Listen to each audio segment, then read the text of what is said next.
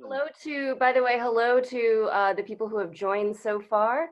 I think we're expecting a few more people, so we'll get started with the meat of the conversation in a few minutes. Thank you for coming.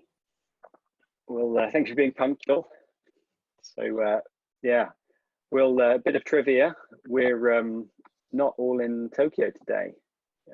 Somebody's dialing in, as you can probably tell from the lighting and the background. I'm in Shibuya, but not here. But Nico is joining us from Berlin. So this is an international webinar. It's not a Tokyo-only webinar. So I think we'll give it another couple of minutes, allow the stragglers to come in. What's the name of your dog, Kani? She's Fudgy, as in fudge, but pronounced in the Japanese way. Okay, Fudgy. Yeah, that's the name she had for 8 months at this shelter. So we weren't going to change it. We were like, it's too late. She's a rescue. And how old is Fudgy? She's 8. And what kind of dance does Fudgy do? She's a beagle. I know, what kind of dance? I want to hear about the dance. It's kind of like a waltz. Nice. Or more like, I don't know, the Texas two-step. I don't know. Awesome. Talented. Very talented. I'll bring her out towards the end. Pets. Anyway, I think it's probably a good idea that we kick things off. So just start with a quick introduction as to who we all are. So obviously, Jan and Kani are the stars of the show. They're the founders of Code Chrysalis, which I'm sure most people know about already. An excellent code academy, code boot camp in Roppongi, which has now gone online. So we're going to be talking to them about that. I'm also joined by Nico Apple.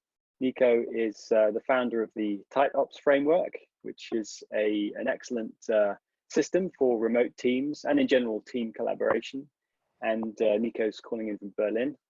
And I am Chris. I'm the founder of Tokyo Cheapo, which you may have heard of. And we're also a remote only company as well, or mostly remote. So that's a little intro to us all. So let's start asking Code Chrysalis about their experiences transitioning to the interwebs. So obviously there must be two sides to this. There's the staff, there's the people working for the company, and there's the classes. So perhaps you could start by telling us a little bit about what have been like the main changes for those two sides of the business. I guess I can take this. Wow, main changes. So quite a bit changed.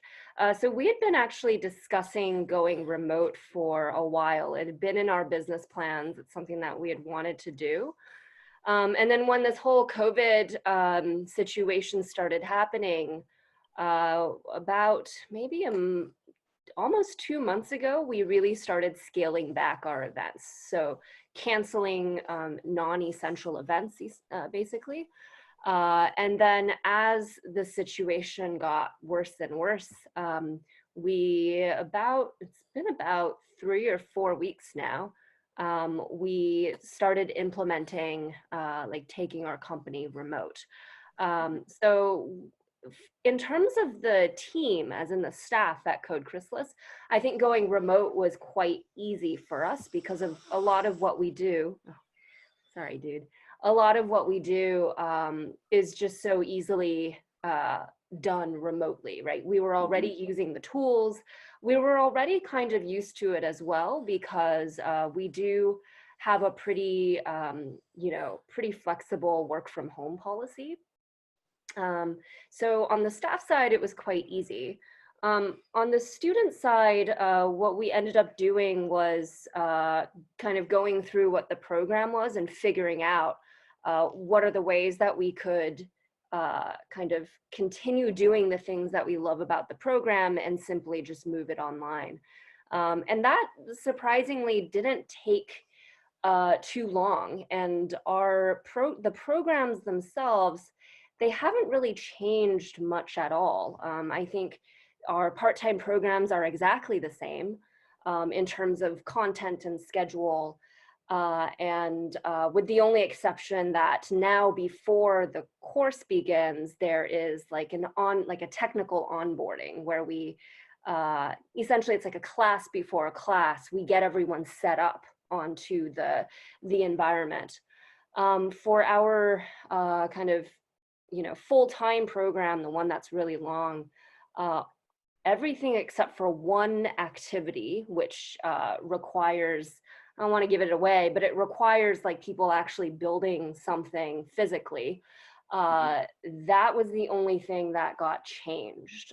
Everything else has been the same, which I think was quite surprising even to staff when we really thought about it, because we were expecting some kind of, like big, some kind of not overhaul, but a lot of rethinking. And surprisingly, it was all okay. Nice. Awesome. So then you have the delivery under control, so to speak. I'm a little bit curious about the and at your company as well as for other companies, how do you currently and maybe also plan to enhance the community and the community feeling? Like I think people are oftentimes looking for, I wouldn't call them hacks, but for ways to approach that people still have a feeling of being connected and that togetherness that you so easily establish when you are sitting right next to each other in a room. So any just highlighting that part a little bit, the community class within classes and so on. Yeah, so I think for the way that our program is set up, it creates a lot of community just by default. And this is because a big aspect of the course is working with someone else. So at any given time, a student is working with another student in a pair programming style. We make them switch partners. And so because of that, I think that's overall, I think that's helped, create that kind of community bond. We also, have kept some fun aspects of the course, like we do Ragio Taiso. I have a slide with a little GIF of what that looks like this exercise that everyone does in the mornings. We have kind of after hour get-togethers. So last week we had something called Taco Tuesday, where some people ate tacos, but it was really an excuse to just hang out after class. We have things set up like remote lunch tables and things like that. So I think there's quite a bit of opportunity for interactivity. And certainly throughout the class, it's not like you're only going to lectures and then coding on your own. You are going to lectures, interacting with the instructors, and then also interacting with the person that you're working on a project with. So how does the remote pair programming work? That's, it's not somebody kind of standing behind you. It's what's the interface? Is there special software for that? Yeah, let me actually share my screen to show what that looks like. So give me a sec. Can you all see that? All right. So this is what we're trying to recreate, right? This whole feel of I'm in a class and I can look over and be able to talk to someone. And this picture was actually taken during pair programming in a previous course. So two people working together on code on the same computer. And we're able to recreate that through, let me go to this, through Tandem. Or similar, there's also a lot of similar software that can do this as well. So Zoom also has a feature like this. So you can see on here, we have different rooms set up. So it's kind of like being in a virtual office. And as staff, I can quickly see who's working with who and also who's essentially working, and then be able to pop in. So I can pop into the butterfly room and see like what they're working on. And this is what Tandem generally looks like in like a 2-person chat. And then this is what that pairing situation looks like. So, you know, you can talk to someone, you can see their face, but it's like a little tiny video on the side. And then you can actually, this isn't just sharing screens, you're actually giving people like access to Visual Studio Code live share, Right. the The software. kind of remote terminal. Exactly. So they're actually able to type code. So it's very collaborative in that sense. So this has been really, really nice. I think VS Code Live Share, which is the IDE with this like add-on, has been really great. It's been really easy to use. And it's allowed us to have that like feel of coding with someone else right next to you. Nice. Yeah, and the reason why we make our students work in pairs is because, and I think remote is a really good challenge of this, is like learning how to communicate technical details, right? That technical communication is really important, and this is a great way to practice that.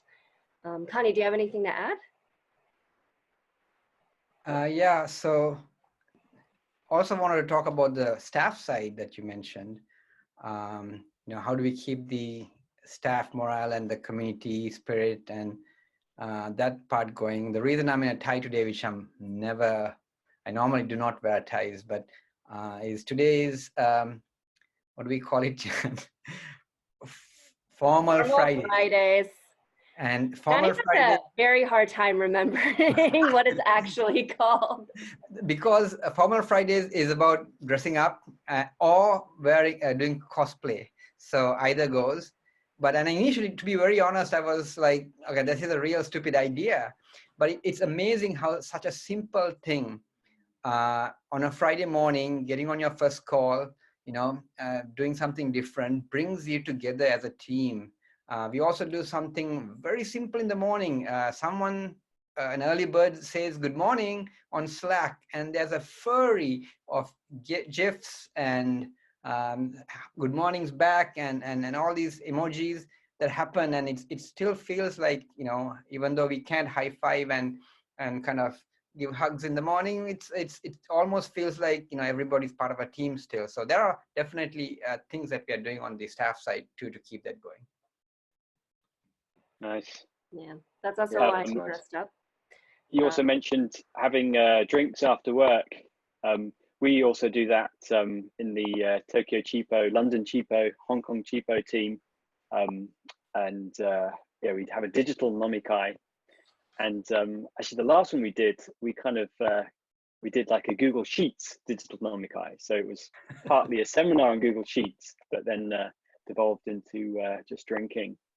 So yeah, well, tell me about the, when you do like drinks after work, is that like a regular thing? Do you do it every night? Is it on the staff scheduled, side, unscheduled? Yeah, on the staff side, we are now trying to do it every Friday. So it just started recently. And as of last week, we are also offering people time slots to do something cool. So you could recite a poem or tell a joke or do a magic trick. Or anything for that matter. And we have some talented staff members, so it becomes really entertaining at the same time, and we learn more about, you know, their private or other skills, so to speak. So that has been fun. I know we also do game days on Saturdays, and that has turned into sometimes digital games, sometimes board games, and there's a whole bunch of staff members who kind of participate with the alumni every Saturday night on playing games as well. And how about the radio taiso? I think you've got some images to show us. Yeah. I'm sure everybody, I'm pretty sure most people are calling in from Japan who know exactly what radio taiso is. Yeah, so I think, oh yeah, there it is. So up here, so ritual is really important for us. And whenever we are, you know, talking about our school or any of our programs, we always like to think about what rituals we can incorporate. So one of the rituals for the immersive is we start every morning with Ragio Taiso. You know, start of the morning, we put on a YouTube video, and it's always we always try to change it up. So it's always a different Ragio Taiso video. Yeah. And then we all get together and we do it. You know, when we were in a co-working space, what was really awesome about it was other people from other companies in the mornings would do Ragio Taiso with our students. And I don't know if Of people noticed course. because they were like in the back, but I remember turning around one time and seeing like, you know, some person in like one of the offices way in the back doing Ragio Taiso with us. And it's a really cheesy part of our program, but it's, you know, at the end of it, I think like all the students really love it. And you know, there are complaints if we don't do it. So Yeah. it's been a lot of fun. It's like doing something so ridiculous that you just feel good because you've done something so ridiculous. Yeah. And I think like now that we're all remote, you know, making sure that we do get up and stretch is even more important. And Yeah. Kani was Yeah. telling me about this the other day, how he has even more trouble separating, you know, work from relaxation time. And so that's also something that we're very cognizant about making sure our students are not just spending, you know, 12 hours in front of their computer. Yeah. Because that's also not good for their own growth.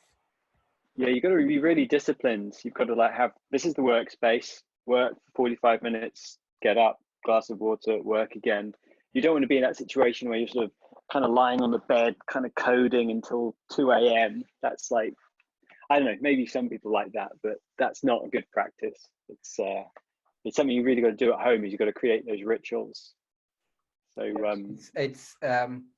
it's easy to do when you have maybe the opportunity to go out, right? So when you're at home, I'm gonna, you know, like going back a couple of years when I used to work from home, I would work from home and then evening I would maybe go out. But now we are in a different world and it becomes even more challenging to do this. So I think it's more important than ever before to have that discipline to be able to get up in the morning. I even actually just get dressed like I would go to work anyways. I don't work in my jammies, or I don't, I want that separation where I'm feeling like I'm doing something to do work. And then the one that I'm not doing too well right now, and I need to work a bit on this, is the evening just disconnecting.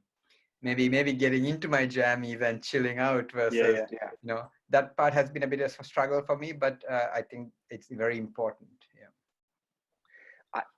I have a follow-up question on the team side as well, on the staff side. We have been, like Chris and me have been talking with more traditional businesses, and sometimes, you know, helping them, suggesting ideas to move remotely if they now are being forced to. And one of the questions that often comes up, one of the fears that a lot of conventional, you know, companies have, is that they want to in some way control or monitor their team. Like, are they basically, you know, the cliche question is are people really working from home? And I think for most people who do it for a while, you understand that there's a lot of trust, and you see results, and that's what you care about, and not actually having you know, installing, like Chris is saying, like these surveillance software ideas where you have someone have software taking screenshots on your desktop or something to actually see if you're working. I'm not assuming that you have trouble with this, but what do you think? How does that flip? And do you have any issue at all with that kind of work from home productivity, or feel it the need to ensure that as business owners? I mean, you know, apart from all the fun, I mean. Kani, you're muted. Fortunately, we are of the latter of the two companies that you mentioned. We, from the get-go, Jan mentioned this too, we've always been open to working remotely and from home or wherever. And we are very results-driven, performance-driven centric company. So how many hours you show up at a chair or a desk means is nothing to us. Of course, as instructors, there are student-facing roles where you had to be at school at certain times, but otherwise, it was all how we managed the business was through performance and results. So when you do that, this is not even a problem. It's not even a thing that you worry about, and everybody knows that you're accountable for certain things and certain roles and certain deliverables, and it's very clear whether you start at 10 on one day and go on till 7, or it's how you manage your time is what's more important. So we were able to do this transition very easily. In a previous life, when I had a large organization that was doing technical troubleshooting of customer issues, it actually, and this was the 2000s, it was a bit more difficult or challenging, because it was about answering phone calls and looking at metrics that weren't, I would say that we weren't ready for that then. So I think a company, especially Japan right now, is struggling big time, because most, I mean, like the guy who sleeps at the desk during lunch is the hardest working guy, right? Because he stayed up all night at the office working, and that's the kind of mentality that's at most offices. So you need to change that to be able to comfortably have your team remote, and just need to trust people. As Nico always says, like remote work is great for seeing who's really productive, because you can't kind of be running around phoning or doing stuff at home when no one's watching. It's literally how many tasks are getting checked off on Asana. And yeah, I think we're the same. We're all about results, and we're very, very little work or time is spent on monitoring what people are doing. It's just results. Yeah, I think companies that have that issue with trust in their teams, I think it's a culture issue, right? Like there wasn't the right culture that was set in that organization, because if your staff feel empowered, if they feel attached to the mission, I think they'll make the right choices and do what needs to be done.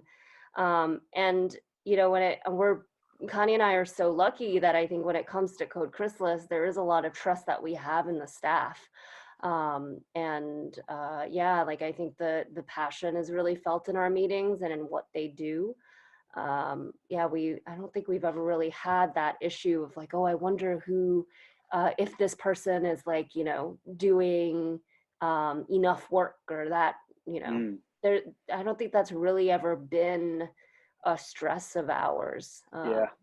Yeah, that's brilliant. You've got a great organization. I think we have a question from someone.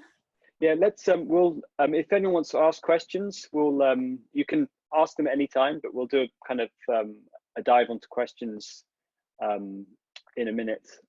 I still want to ask a few more questions before we do that though, but do feel free to type any questions into the chat, and we can read through them in a minute. So yeah, I mean, a big thing about remote work is you know, is the team collaboration and documentation. And I noticed in our initial chat, you said you were using something called Notion. I'm really interested to learn about that, how that works, how that's helping your team. Yeah, and especially just to add that to the question, you mentioned that you transitioned from Google Docs to Notion, and that helped. Maybe you can highlight it, because I think a lot of people are familiar with Google Docs. Notion is a little bit more the new kid on the block. I think they've been around for maybe like 2 years now or something, and a lot of people love it. So they have fans. So what made you change, and what kind of things solves Notion better than Google Docs does? Yeah, those are good questions. Chris, I think I've heard it from you the most, but I remember reading a blog post of yours where you talked about synchronous versus asynchronous communication. And something at Code Chrysalis that we had been trying to do a lot better on was asynchronous communication. So documentation, about maybe 2 or 3 months ago, this was, you know, not disregarding coronavirus, it had nothing to do with it. As a company, we were trying to make because we were growing at such a rapid pace, we really wanted to make sure our asynchronous communication was strong. So focusing more on documentation, making sure that if someone had questions about something that they could quickly look it up. So yeah, we started using this thing called Notion, this app, and let me share. So this is essentially what it looks like. We switched over to this from Google Docs. The problem with Google Docs is, you know, initially when we were first starting out, Google Docs was great, but it got to a point where it was so difficult keeping track of all the things that needed changing and the relationship between the documents. So going back and forth through different folders, having to, you know, link to another page was difficult. And so especially when it came to our curriculum and then even just notes within the company, you know, it's like the spider web that is just really difficult to track. And we'd always have issues of someone saying, oh, I made a doc for this, and then someone else on another team saying like, where can I find this? So in order to kind of resolve those issues, we adopted Notion. And Notion is essentially like an internal wiki, but very easy to use, and allows us to work effectively across teams. And that was quite key because someone working on admissions is going to be dealing with things that are going to affect all of our programs and marketing and, you know, and so making sure that everyone had visibility was really important. And this is why we adopted Notion. And now I can't show y'all everything, but each of those, you know, workspaces leads to just a larger nest of items. And the park is kind of information about our physical space, but you can kind of see like where all of this stuff leads to. And it's just such an easy way to keep track of info. You know, before we had Notion, things like getting a printer set up was in like a Google Doc somewhere in our drive. And so anytime someone new joined the team, which for a while was like basically every month, you know, we'd have to like dig it out again. There were a bunch of issues with it, so we need to update it. And then here, you know, you go to, you know, the workspace, you can kind of immediately see all the things that you might need. So not just the printer, but like how to change the AC. So it's just a really easy way to see everything. Yeah.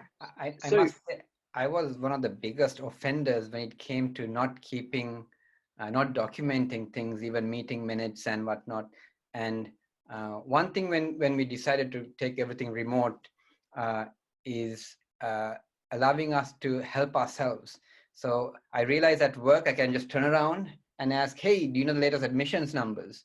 And someone will just answer that question. And if you're doing that right now remotely through Slack or any other communication tool, we are colossally wasting everyone's time. So the ownership here by these different workspaces, the admission lead, if I ask the admission lead a question that I could have found there, that's my bad. And if it's not there, then I would ask her to maybe update the workspace with that information so that no one has to ever ask that person again. So it's really, two things happen. It's really, Notion has been great, like Jan's saying, for this purpose, as well as we've, I think, all thirst and hunger to be more self-helping. And that's why I think also Notion has been successful. Yeah, and again, visibility is huge when you're working remotely, right? Because like Kani said, you can't just turn around and talk to someone. And so what's been really nice about Notion is visibility. So, you know, I can quickly see what someone is working on because there's this Notion documentation. So that's really helped our team's communication quite a lot. Cool. It certainly looks more pretty than Google Docs. Is there any are there any kind of like, I mean, presumably it's a bit like a wiki basically. And are there any other You know, is there like a sort of news feed? Is there some kind of special features, or is it literally it's just like a better version of what Google Docs has? I would say it's, what is it? It's kind of like a really nice, no, I would say it's like a wiki, but you know, more markdown-esque type stuff versus Mhm. with Google Docs, you have like all of these different options. The nice thing about Notion is like it's a little limited in terms of, for example, like the formatting of text, and it's just faster. Mhm. And you know, we can also have fun with it. So like, you know, that staff team that you see right there, you know, that's also been really great because with all these new people, they've been able to add in, you know, their info, and we keep track of stuff like everything from birthday, which is really important, to you know, how they want to be contacted. Mm. So for instance, you know, some people are like, you can directly tandem me or call me. Some people are like, can you send me a Slack message first? Mhm. So you can see the way that people like to, you know, would prefer to communicate with you. And we can also have a little bit of fun with it. So like, you know, all of Yeah. our pets are on here. And Mhm. it's just really cute, and you know, it goes into quite a bit of detail. Um, so just He fun. has a GitHub repository, He GitHub account. does, yeah, you can add him, Yeah, sure. github.com/pooptato, yeah. Yeah, cool. Awesome. This is great. um, I would throw in another one, which from an outside perspective, I mean, I'm probably the least familiar with Japanese culture and Japanese work culture. So this is goes a little bit beyond maybe your personal experience with Code Chrysalis. One of people we know, Chris, Adam Tall, you may remember. He was recently complaining on Twitter that he said reports of Japanese companies implementing working from home policies have been greatly exaggerated. And I asked him what he meant, and he says, well, there were like a couple of tweets, like people were seemingly boasting about work from home stuff, but he says it's not the case, and a lot of offices are still full, like there is no pandemic. This is just from today, so at least that's an individual's impression. What may be particularly difficult for Japan and in that culture, and how does that? What's your take on this? I mean, since you're sort of like offering also as a business something that is very modern or forward-looking. So how does that work for you? How do you leverage that, or how is it a difficulty? I think any one of us can answer that question with many answers. I mean, we still fax each other here in Japan. We still have to go and, I mean, these are standard jokes that we make here. You still have to, as part of the business practice, a lot of the invoices and paperwork needs to have 2 stamps. Papers need to go back and forth, and you get 2 copies, and you keep 1 copy. So the standard joke is, where is the Hanko bot? Hanko meaning the stamp robot that should have been invented ages ago so that you'd never had to go into work. So there are some business practices in Japan that is almost not forgiving to be able to work remotely. I think through this, what we're going through right now, digital transformation will be accelerated significantly in Japan. And I think we will hopefully move light years ahead in terms of how business is done and conducted, and basically adopting more technology to do less mundane things. That's my answer, but I'm sure Jan and Chris both have their perspective. Yeah, so I think there's also quite a bit of kind of slowness on the consumer side as well. So we have an intro to programming class, and we offer it in English and we offer it in Japanese. And what we've noticed on the Japanese side is that computer like literacy is a bit lower. So things like, you know, like I would say like a slightly more percentage of people on the taking the Japanese language class need help doing things like, you know, creating a folder or just understanding what a browser is. That like kind of computer literacy is a little lower from just our experience running these two beginner programs. Yeah. Cool. Yeah, I always think Code Chrysalis and indeed Tokyo Cheapo, it's kind of like the inverse of a traditional Japanese company. So, you know, we don't do any of those things which is kind of normal office culture in Japan. We just do everything, you know, almost like the opposite way. Meetings are shorter with less people. Typical Japanese meeting has like loads of people, and it's, you know, can go on for 2 hours at 8 o'clock or something ludicrous like that. Oh, I forgot the most business is done after hours too. Yeah. At the bar, at the pub. I mean, that's part of the culture sometimes. You don't speak the honest truth at a meeting, and you do that later on after work, after 3 beers. So those are some struggles that, but I think will change very drastically after this. So perhaps we should field some questions, see if anyone has any questions. I can see there's one from Galina N. I have a question.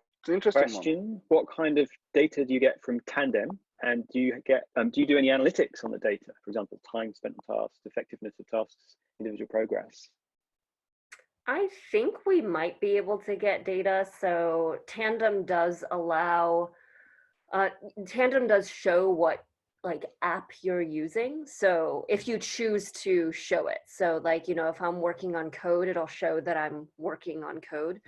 As a company, we don't care and we don't track that stuff because we think that that's, you know, their business, and it's, I don't think it's very productive. Like, it's not a good use of our time to track what our employees are doing.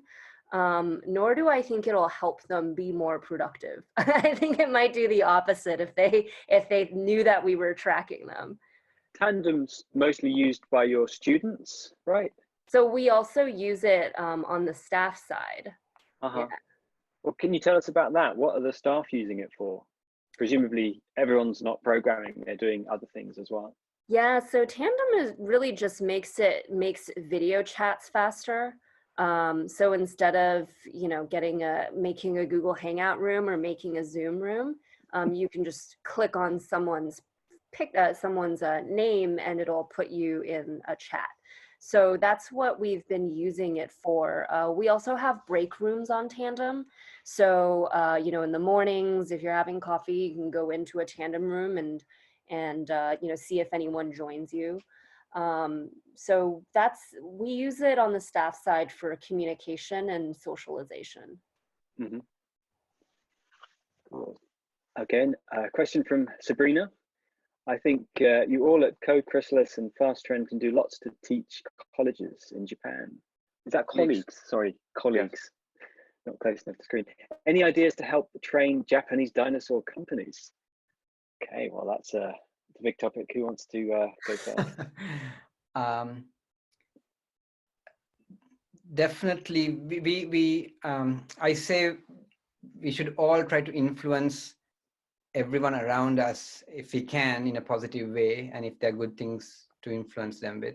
So we do this as part of our mission, but we haven't done this as a business. So most of our meetups are technical in nature, but a good portion of them are to do with actually how do companies gain the kind of speed that they need to compete in a global setting, and some of the problems with those issues are deep inside the working culture and the policies. So we love talking a lot about these things when we can at meetups and just on one-on-ones, but we haven't taken the next level of trying to figure out how to make that a core part of our business or mission.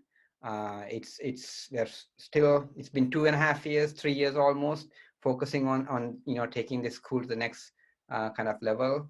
And that's kind of where our focus is. But there's definitely, by working with our students as well as other companies, we have enterprise clients too, we are seeing the opportunity to how to help in these areas as well, especially inside engineering organizations, how to create your own engineering organization that can compete with the Silicon Valley company. The biggest weapon you'll have is speed and having an internal team that can do things fast. So these things are areas that we are looking to help in the future.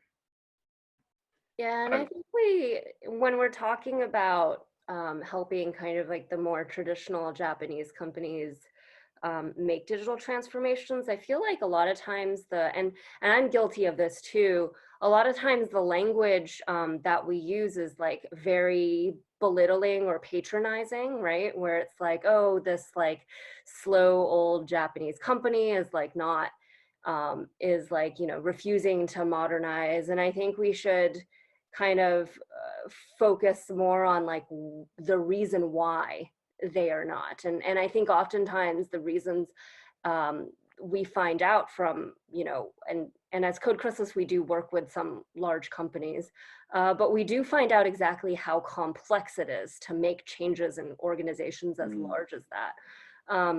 So I think like, unfortunately, the good thing about coronavirus is I think it puts a lot of urgency in people's minds to try to make that leap of faith. And hopefully it will help, and every organization has this, you know, a group of people who are really pushing, you know, the rest of the company to make that change. I'm really hoping that this gives them some more credibility and helps them push that urgency in their companies. Yeah, a little follow-up. Sorry, I'm just curious, where do you, we haven't talked about this, but where do your current and like recent past students, where do they go and where do they work? What are they, you know, are there any experiences you have? Like where do they find a connection with the new learned coding skills? Oh yeah, I have a slide. Let me hop over to it. Because there must be some, I mean, you know, I have this infiltration idea on my mind. I mean, all the people that leave a school like Code Chrysalis, they will transfer some of that new habits and way of communicating and collaborating into these companies. Yeah, so I have a slide with the different companies that have given offers to students, and you know, our students work at nearly all of these companies.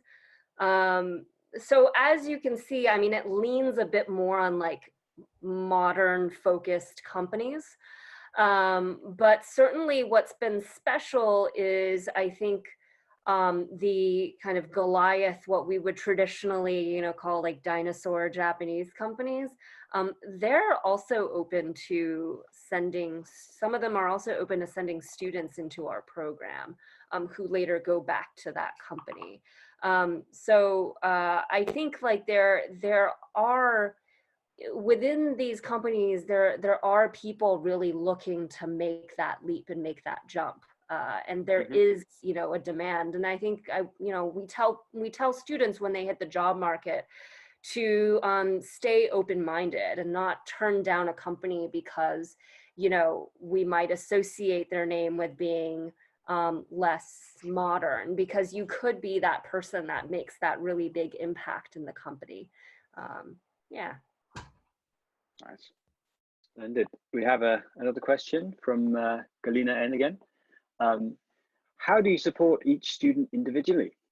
After the change to remote, do you see a widening or narrowing gap between the top performing students and the rest? I don't think there's been a change in how we support students like individually. So the same things that we usually do with an on-campus class, we do remotely. You know, there are tech mentors that do check-ins. We have something called a tap out, where they sit down with our counselor and talk about essentially like kind of more mental, emotional topics. In terms of seeing a widening gap or like a narrowing gap, so far, I mean, it's been week 2 of our 12-week remote course. We haven't seen a difference in terms of performance of the students. Yeah, so there hasn't, I wish I could give you something like really juicy. It's just too fresh. Unfortunately, yeah, 1, it's too fresh, and then 2, like we're not really seeing any major difference. Yeah. We do, though, have in mind that, you know, these are, you know, strenuous circumstances, right? Being under lockdown. So that also factors into how we're looking at things, but so far, so good.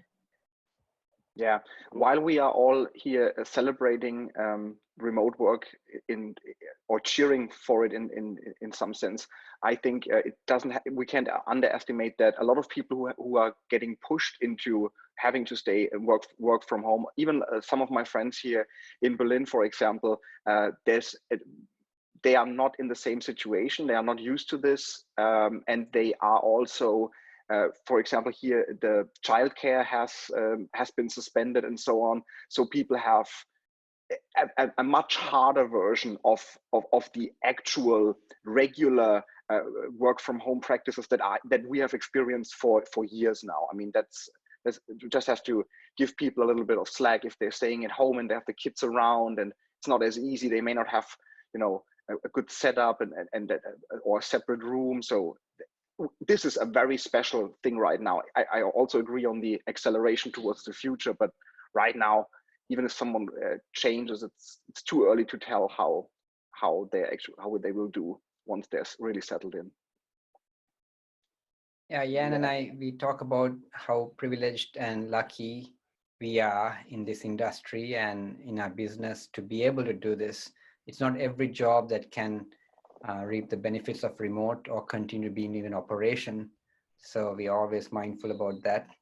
And yeah, initially to be very honest, when we had been thinking about instructors teaching from home, we wanted to get everybody green screens, put the corporate logo on the back, and we were like, no, it's gonna be a bit hectic.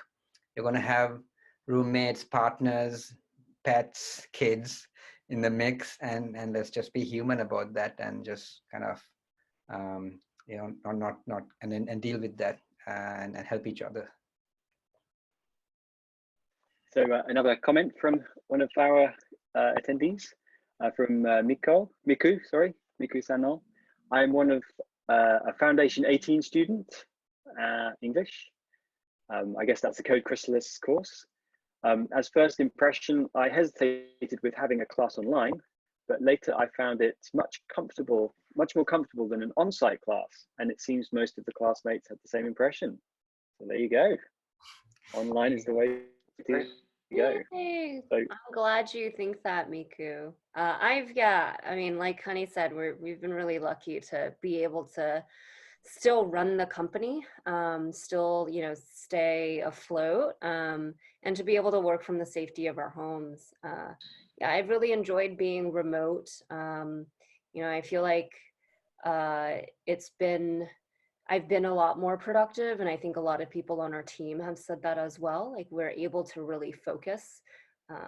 So yeah, and I love just being able to see, you know, what's really nice now is like, I feel like I can drop into any of our classes at any time and just say hi.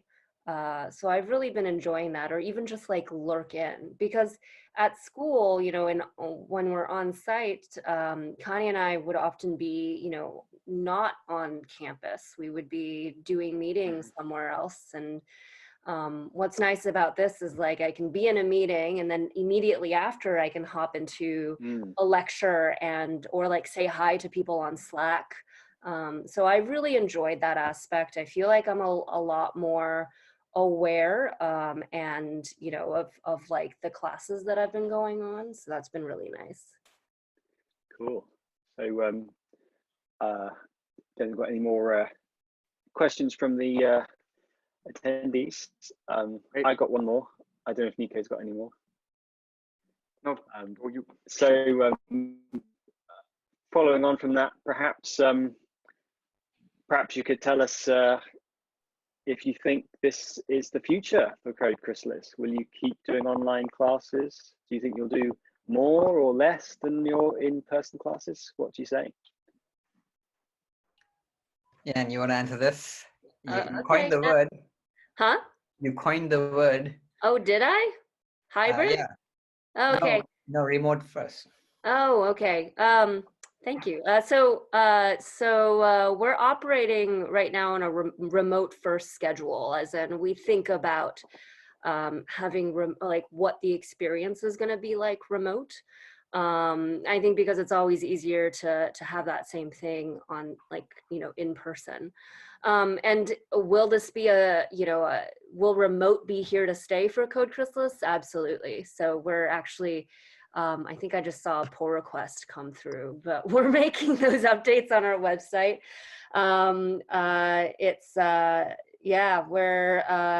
The upcoming immersive classes will either be hybrid, as in available to be taken both remotely or in person, and remote only classes. So for our 12-week boot camp, we're going to be offering both on-site and remote going forward. For our part-time programs, we're going to have both as well. So it's quite exciting. We've kind of really fallen in love with being able to do things remotely, and after seeing, kind of how we've still been able to keep the essence of Code Chrysalis alive, even, online, I think it's really given us a lot of confidence for the future and where the company is headed. Nice. Awesome. It's great. Great end to the show, I think. Yes. So yeah, thanks everyone for joining us. I think we'll continue doing these webinars. We've got Jimmy Hayes, the founder of the bag brand Minal. He's says he's going to join us. He's another Tokyo entrepreneur. So yeah, stay tuned for more webinars, and big round of applause for Jan and Kani. Yay. Can I just say one last thing? Sure. As we go down this journey of remote, and we just spoke about this today actually on a meeting. We are busy people, we have meetings, we got to talk about business and all this stuff. But I think what's really important is to take care of each other.